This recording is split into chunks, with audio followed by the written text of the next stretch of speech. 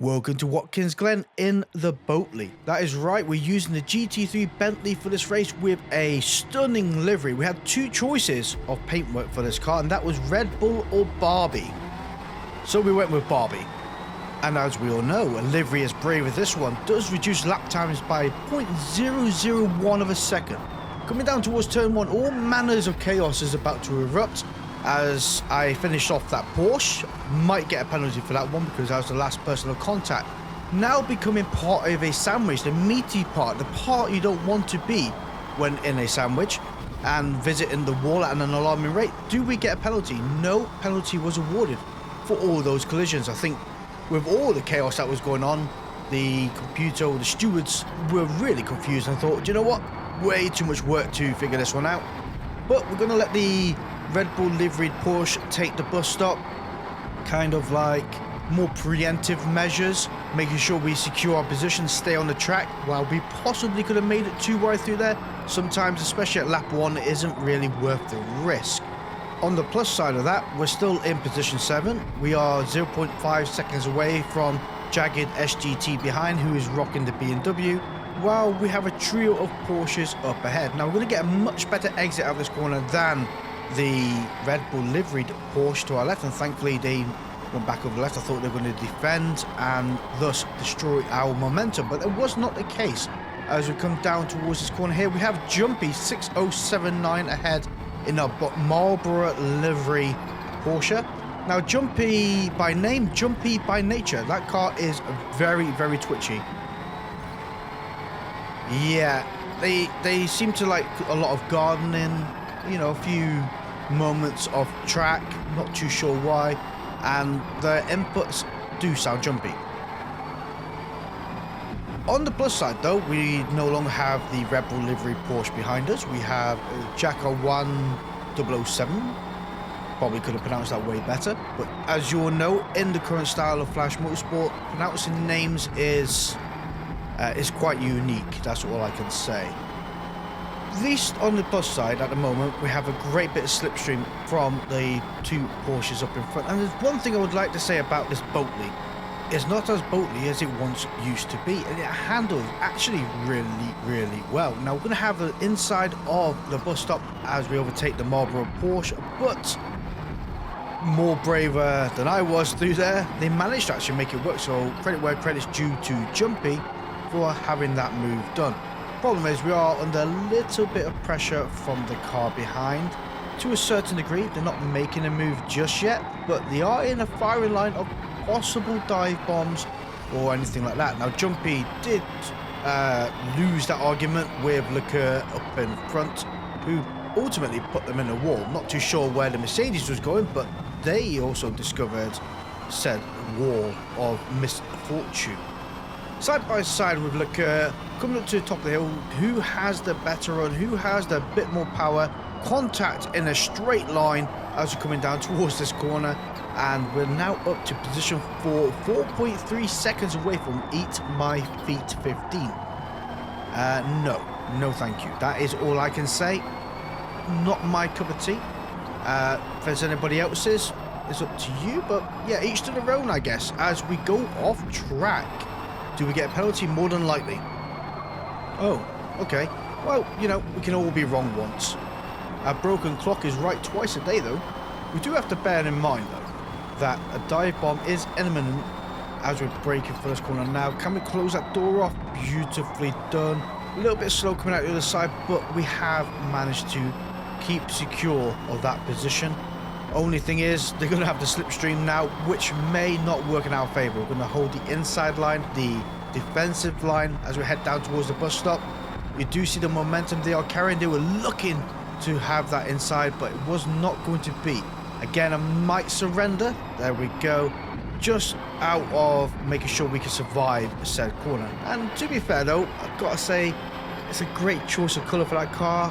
Green. So, you know, you got to give and take in this world, and choosing a green colour for your car, you know, you're going to be able to... Seriously, got rear-ended. And I would not blame that Porsche. I think, in reality, Lexus drove into the back of the Porsche, Porsche drove into the back of ourselves. You know, a little bit messy all around. We stayed on the track though, had great control, or had plenty of room for braking after as well. So yeah, no harm, no foul, just lost 2 positions there annoyingly. Either way, coming out to the side, we have a pink Aston Martin behind us. So we're not the only one at this track with one of the best liveries in this game. You know, someone else saw that idea, thought that was great. That wasn't so great though. That was an instant stop, and yeah, easily done. That bit of grass there. It kind of like vacuums you in and can be very destructive. Absolutely awful final corner through there, which gave the Aston Martin to our right side the upper hand, but it is what it is. The thing is, you have to bear in mind in this race, it is a long length race, so many different strategies may well be at play here. One strategy that stands out is how one takes the bus stop. That strategy is probably less than ideal. Yep, there was certainly improvements to be made. Very easily done. The bus stop can be very bumpy, and it will bounce the car really out of shape. Not a place you take lightly. Thing is though, actually they recovered rather well. 0.7 seconds behind. They also have a car behind them. Right now they're rocking a 1.5 second penalty, which can be used later in the race to our benefit. But heading back to what I was saying earlier about the boat lead, it's not as heavy or feeling as heavy as it once used to be. It actually handles really, really well, and very well controlled car. You know, coming through corners, it brakes rather nicely. Coming out of corners, it accelerates lovely. Don't really get much wheel slip, not to some degrees of other GT3 cars. It's actually very well controlled, and it can be pointed when it wants to. Also, it can understeer when it really wants to. So that is one thing to bear in mind. If you don't catch the corner right, it will happily understeer on you, and it will bite your face off with that said understeer. Thing is, how? I just don't understand how. We lost 2 places from that, but again, there's plenty of time in this race. We're only lap 5 out of 16, so we have loads to go yet. And Jumpy, being right next to the Aston Martin, can only benefit us to a certain degree, because Jumpy by name, Jumpy by nature. And may not be the case. If Jumpy doesn't get their shoes on, we may end up starting to be a bit slower here. Jumpy, put your foot down, bud. Catch up to that car and work your magic so we can claim some places back. Kind of tempted to give you a little bump shove, but heading towards the braking zone, probably not the ideal choice, especially if I give you that little love tap. You may end up go flying off the track. Funny to watch, but frustrating for the other player as well. So it's not something we really want to do. Very close to the track limits there, Flash, and a little hop out the other side. Beautifully done. Thing is, this escapade goes on for quite some time. I mean, by quite some time, we're on lap 7 now, and we're still exactly where we were previously, chasing down the Aston Martin and the Porsche 911. So that's a good thing, really, if you look at it in the grand scheme of the whole race. I kind of was curious whether that Porsche was going to have the same fate as the green machine earlier. Clearly not going to happen, but we have managed to get past that Porsche, which will only put us in contention for the Aston Martin ahead, who's decided to pit actually at the right time of the race to go for another set of hard tyres. Ourselves, we're going to extend this by 2 more laps. Coming out the pits at the other side though, we are now down to position 4. Eat My Feet is 13.5 seconds ahead, and the Aston Martin roller car behind is 0.8 seconds away. They're definitely going to have a better run than we are, because they had much longer place to carry momentum than us coming out of the pits. Where we're going to benefit now though, because again we're in front, so we was consistent and keeping our time, we're on medium tyres. So over the course of the next 5 laps, we should start breaking away from that car behind. And it goes to show, because by the end of lap 16, with all the light changes on a long race happening all at once, we're 9.2 seconds away from the Spike Joe behind, and the Aston Martin is just behind that driver. Eat My Feet though, we managed to close that gap 7.1 seconds away. Absolutely ideal, and what an insane race it was. While it was very chaotic at the start, very bumpy, touchy, and you know, being part of a sandwich is less than ideal, coming out the other side, we're in position 4. Not got a penalty where everybody else on the leaderboard does. The thing is, while this race was of a unique style, Forza style, let's put it that way, the next race is rather different. We're going to be racing at Daytona at night, and it took till about halfway through the race to realise actually what happened. Look at that livery, absolutely beautiful. Gotta say that's worth a like down below. But we're going to head over to Daytona now. Still rocking the Boatley, still rocking the beautiful Barbie livery, but we're going to be starting this race off in position 5. We are on hard tyres. Now, a lot of the cars up in front are on medium tyres, and there's one thing I need to get changed in this car is the gear ratios.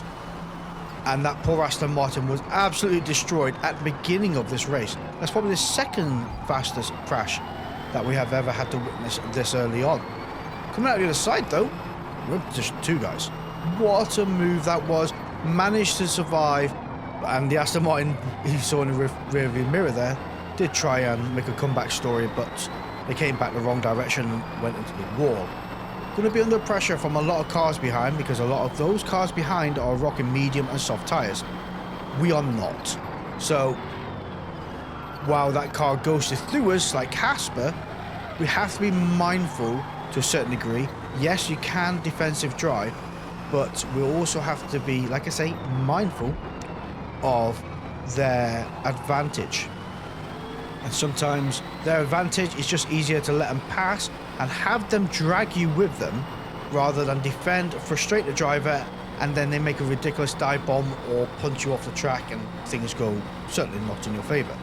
Just the way I drive sometimes, a bit more passive than others, but steady, bit of space, bud. I'll leave you to have that corner. Come on, get through it. Let's go. We can all line up together through the bus stop, out the other side.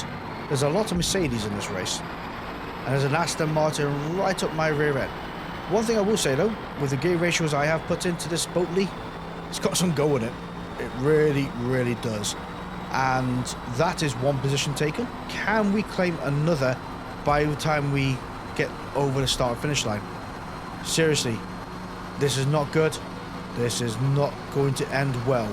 Being part of a sandwich, punted around, kisses here and there, braking a little bit late, getting dragged out by the Aston Martin.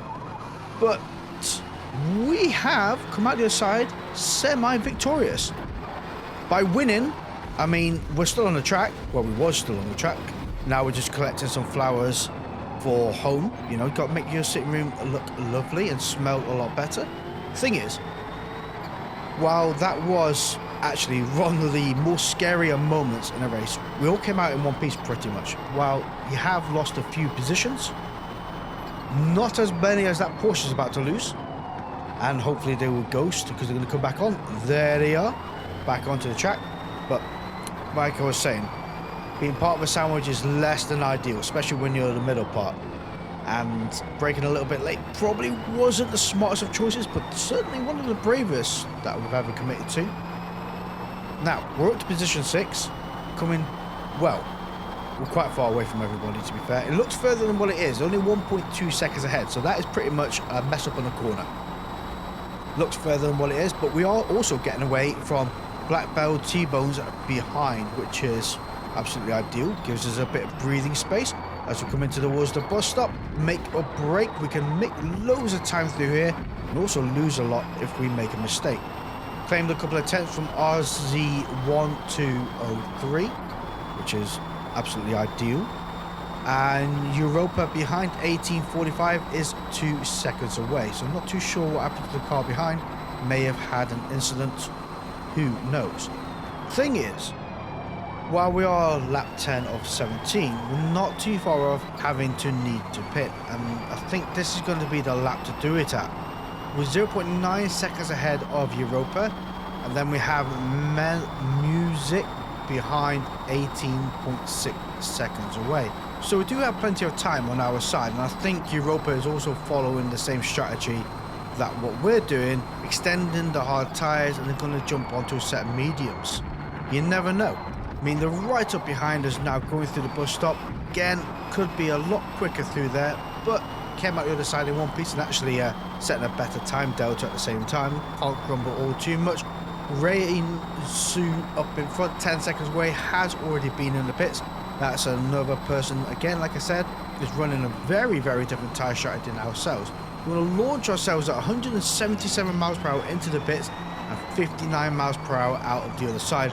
Not too sure how Europa actually managed to close that gap as we enter the pits, but, you know, pitting in this game is not exactly what one would call consistent. Sometimes you could be behind someone on the way in and in front of them on the way out. But Europa is all over us, breathing down is 0.4 seconds away, getting right up our trumpet. Thing is, I would like to point out that Europa is also rocking a Boatley. So credit where credit's due, Europa picked a lovely car right there. Not only that, they're also a very fair driver. We do end up having an absolute brilliant race together, as it didn't take them long to actually find a way to, or a moment to be able to get past us. There is a caveat to said getting past us. I've got a feeling they may well be on soft tyres, because they do seem rather quick, and yeah, that may well bite them later on in this race. I hope so, because either that or we've lost a lot of pace overall. So, things are looking great up front of this race. We're in position 5, not too far off Europa, just need to keep up with them. Car behind though, 76 seconds away. Now this is quite the red flag, because 76 seconds away is position 6. Where is everybody else? Again, Daytona working its magic with the mass exodus of every single player in this game. And I don't know why it's Daytona, but Daytona seems to get a strong hell of a hard for it. I can only presume that Tick is the last person. Wow, how did me and Europa manage to fluff all that up? Anyway, we're only 5.2 seconds away from Apollo. We're on the podium, cannot grumble at that. But yeah, wow, what is wrong with Daytona? Why does everybody leave? It's so weird. And it's, you know, it's a hollow victory, shall we say. Wow, yes, we're on the podium. What a brilliant race. But it's only because there's, you know, we're in the middle of everybody else. Not even that, we're at the lower end of the middle, you know. In the middle would be 2.5 if there's only 5 of us in this race. 2.5 position. You know, we're in position 3, so we're not in the middle. We're at the lower half, which is, yeah, it's really hollow. And it's just such a shame that is how it ends, really. On a positive note, though, going from hard to medium tyres was the perfect choice. And look at that right now. Front right-hand tyre has just clicked onto minor wear. I did believe Europa was on soft tyres. The last lap, we managed to catch them up. They fell apart, really. And as you saw, finishing this race off in position 3. What a livery that car is. Spot on choice there, Flash. Thank you all for watching.